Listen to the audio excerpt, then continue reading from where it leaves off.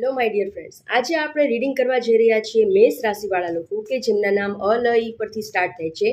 તેમનું 14 જૂનથી 20 જૂન સુધીનું વીક કેવું જવાનું છે, તો ચલો આપણે જોઈએ. પ્લીઝ યુનિવર્સ મને જણાવો કે મારા અલઈ મેષ રાશિવાળા લોકોનું ફેમિલી લાઈફ 14 જૂનથી 20 જૂન સુધી કેવી રહેશે, હેલ્થ કેવી રહેશે,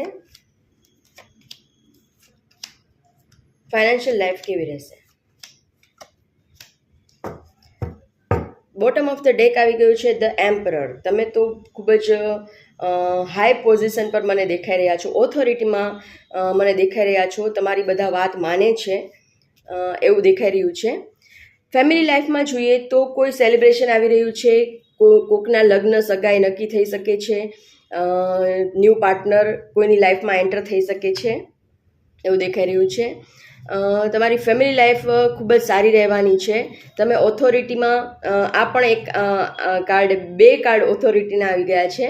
તમે ઓથોરિટીમાં આવતા મને દેખાઈ રહ્યા છો. તમારી બધા વાત, તમારો પડ્યો બોલ ઝીલતા હોય એવું મને દેખાઈ રહ્યું છે. તમારી વાતને ધ્યાનમાં લેવામાં આવે છે અને તમને ખૂબ જ માન સન્માન આપવામાં આવે છે એવું મને દેખાઈ રહ્યું છે. અહીંયા ક્યાંક જે લોકો સિંગલ છે એ લોકોની લાઈફમાં મને એવું દેખાઈ રહ્યું છે કે તમને કોઈ દૂરથી જોયા કરે છે, તમને પસંદ કરે છે, તમે એમને ગમો છો, પણ એમની હિંમત નથી થતી કે એ આવીને તમને પ્રપોઝ કરે કે એમની પોતાની લાગણી તમારી પાસે વ્યક્ત કરે એવું મને દેખાઈ રહ્યું છે.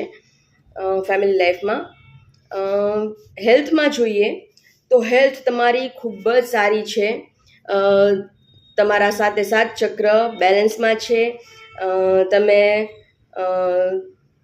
ખાઈ પીને જલસા કરી રહ્યા છો, ખૂબ જ એન્જોય કરી રહ્યા છો તમારી લાઈફને, અને તમારી હેલ્થ ખૂબ જ સારી રહેવાની છે આ વીકમાં.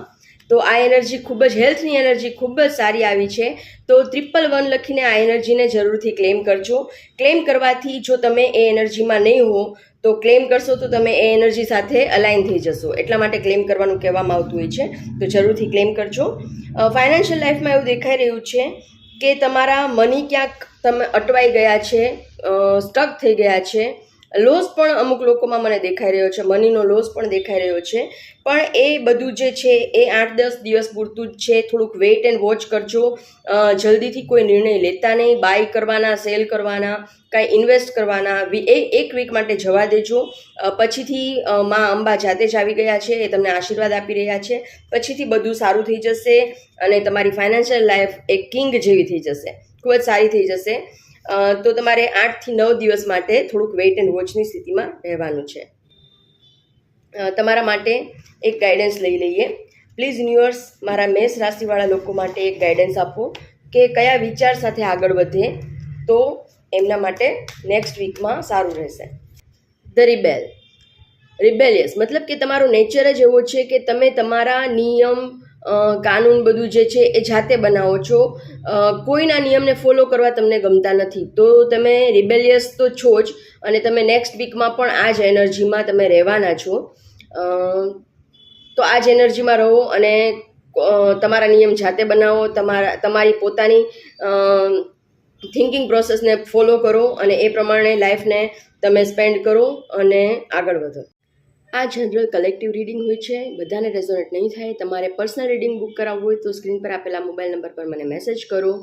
અને તમે કયા સિટીમાંથી મારો વિડીયો જુઓ છો એ પણ મને કમેન્ટ કરીને જરૂરથી જણાવો. તમને મારા વિડીયોઝ કેવા લાગે છે તે પણ મને કમેન્ટ કરીને જરૂરથી જણાવો. ચેનલ સબસ્ક્રાઈબ કરવી બિલકુલ ફ્રી હોય છે, તો જરૂરથી સબસ્ક્રાઈબ કરો અને સપોર્ટ કરો. Thank you so much.